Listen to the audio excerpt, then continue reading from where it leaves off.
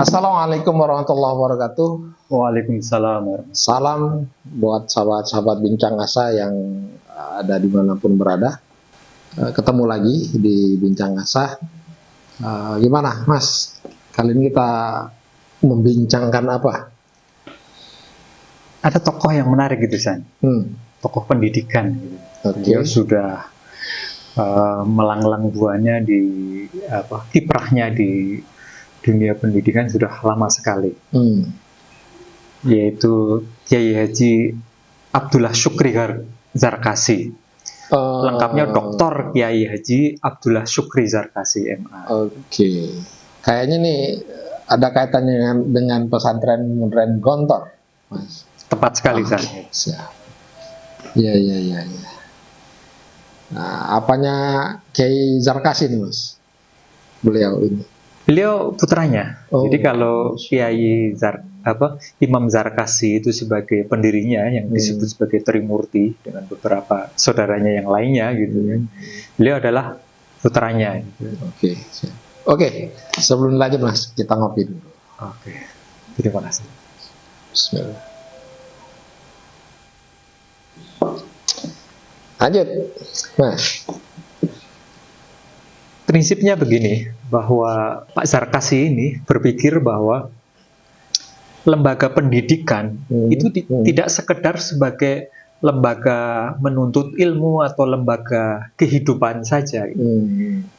Tapi dia berprinsip bahwa lembaga pendidikan adalah lembaga kaderisasi. Ini menarik sekali gitu, Zat. Oke. Gontor kan memang terkenal dengan pondok yang berbeda dengan pondok yang lain.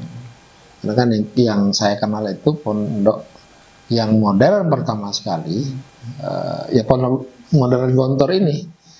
Yang awalnya kan kalau pondok-pondok yang lain itu belajar, baca kitab gitu kan, terus ya seputar memperdalam baik itu fikih dan lain-lain. Nah, tapi kayaknya Gontor kelihatan berbeda mulai dari penampilan kan, gitu di awalnya. Benar gitu, Jan. Kalau kita merujuk dari pengalaman Gontor sendiri sebagai lembaga pendidikan, saya kira Gontor sudah mengalami pahit manisnya dinamika gitu. Gontor sendiri ketika mendeklar sebagai pondok yang berbeda dengan yang lainnya itu sekitar 1926 gitu. Iya. Jadi sebentar lagi sudah satu abad gitu. Betul. Jadi karena gini, dia berpikir bahwa hal yang bisa menjadikan perubahan suatu masyarakat itu adalah pendidikan gitu. Itu yang paling inti. Ya, ada satu teori bilang begini, perubahan masyarakat itu kan mulai dari cara berpikirnya. Pada saat dia punya cara berpikir yang maju, dengan sendiri masyarakat akan menjadi maju juga. Kan begitu ya? Benar, San. Dalam buku yang ditulis oleh Kiai Zarkasi ini, menarik dia. Dia memberi judul yang menarik. Buku itu memang sudah ditulis sekitar 12 tahun lalu, 2011. Ada bukunya? Iya, ini. Nah, bekal untuk pemimpin. Boleh nanti. Nah, ini begini, San, menarik gitu. Kalau biasanya kita membaca buku, baik tentang pendidikan, tentang kepemimpinan, itu kita hanya mendapatkan secara nalar aja gitu loh, pengetahuan gitu aja. Tapi ini kita bisa merasakan ruhnya gitu loh. Terus bisa merasakan aksinya gitu loh. Jadi benar-benar buku ini terasa ada tenaganya gitu, ada nyalinya gitu. Karena berlandaskan dari proses yang sudah dilalui. Pengetahuan, kemudian dia mampu menarasikan atau mengkomunikasikan, kemudian dia melakukan aksi dan selalu mengevaluasi terus. Inilah kehebatan dari ruh daripada buku ini gitu, San. Nah, kalau kita merujuk dari yang filosofis berpikirnya Gontor dari buku yang ditulis Kiai Zarkasi ini, bahwa dia berpikiran bahwa pendidikan itu adalah upaya melebah pola pikir, sikap, dan perilaku peserta didik dari yang negatif menjadi positif. Menarik kan? Nah, disitulah kemudian Gontor berpikir bahwa kalau seandainya pendidikan hanya berhenti mendidik saja, lepas, nggak ada kesinambungannya. Maka Gontor berpikir bahwa lembaga ini harus menjadi semacam lembaga kaderisasi pendidikan. Pendidikan ya, kaderisasi buat pendidikan, dan pendidikan akhirnya dia akan memimpin gitu loh. Dengan orang yang terdidik, dia akan berpikir bahwa akan ada pemimpin-pemimpin yang berkualitas, pemimpin yang memiliki konsep, kemudian konsep itulah dia mampu untuk menjelaskan, mengkomunikasikan, menarasikan, terus bagaimana dia menyusun langkah-langkah itu. Menarik ini. Ya, betul sekali. Karena kan memang Gontor sudah sangat terbukti melahirkan pemimpin-pemimpin yang berkualitas di bangsa ini.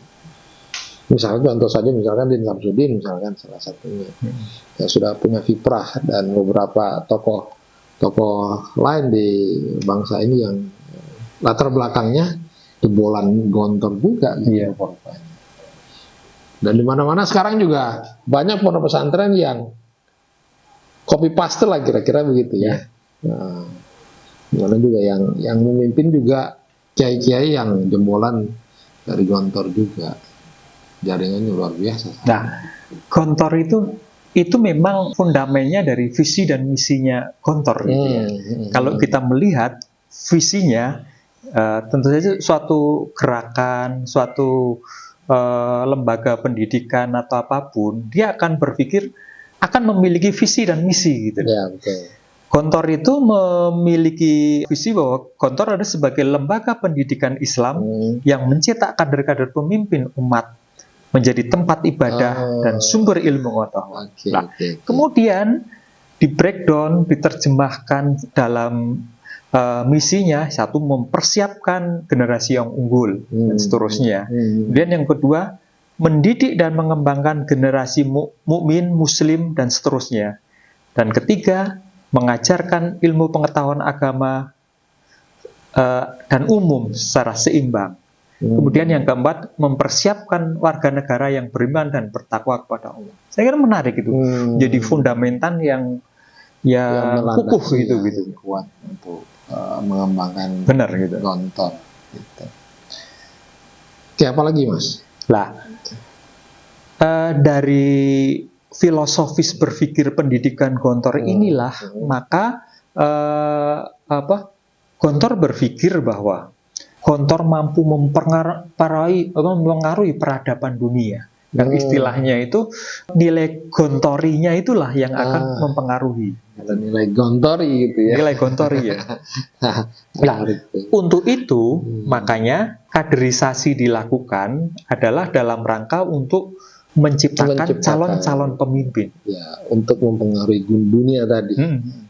Benar sangat itu. Kalau secara konsepnya sendiri gimana tuh Mas? Gontor seperti yang dijelaskan oleh Kiai Zarkas itu menjalankan proses pendidikannya menghadirkan akhirnya visi misi itu menjadi satu yang terwujud dalam bentuk proses kan pastinya. Ada dua hal yang perlu sedikit kita bedah, tapi sekilas saja. Karena dia punya metode dalam melakukan kaderisasi pemimpin. Yang kedua, dia punya kualifikasi. Dia punya metode kaderisasi. Yang pertama, dalam kaderisasinya itu setidaknya ada 7 lah gitu. Melakukan pengarahan, pelatihan, pengarahan itu setidaknya memberikan pengetahuan awal lah gitu. Kemudian melakukan pelatihan. Dari pengetahuan awal itu dia di drill bagaimana lah supaya dia bisa melaksanakan pengarahannya itu. Nah, kemudian yang enggak penting adalah ditugasi supaya dia punya pengalaman benar-benar. Jadi bukan hanya sekedar dapat pengetahuannya, ya cara prakteknya seperti kemudian dilakukan penugasan. Benar-benar organisasi yang baik kalau Nah, dari itu tidak hanya berhenti itu, dilakukan pengawalan, kemudian ada uswah hasanah Oke. dan pendekatan. Setelah itu dia harus tetap dibimbing terus, dilakukan pendekatan. Oke. Itu pola kaderisasi yang dia dilakukan bangun. oleh Gontor ya. Nah, tentang kualifikasinya ada 14 menarik gitu. Pemimpin yang Yang dipahami dihadirkan. Gontor itu ada 14 kualifikasi, walaupun ada yang bisa digabung beberapa. Oh, Yang pertama, seorang pemimpin harus mempunyai rasa keikhlasan. oke. Itu Yang paling kedua, pertama ya. Ikhlas. Ikhlas. Ya, ada banyak lah ikhlas. Ada beberapa ikhlas yang dia mengkriteriakan. Gitu. Yang kedua, selalu mengambil inisiatif. Oke. Dia mampu memberikan inspiring pada yang dipimpin, gitu. Oke. Menginspirasi. Inisiatifnya gitu, ya. tinggi lah. Oke.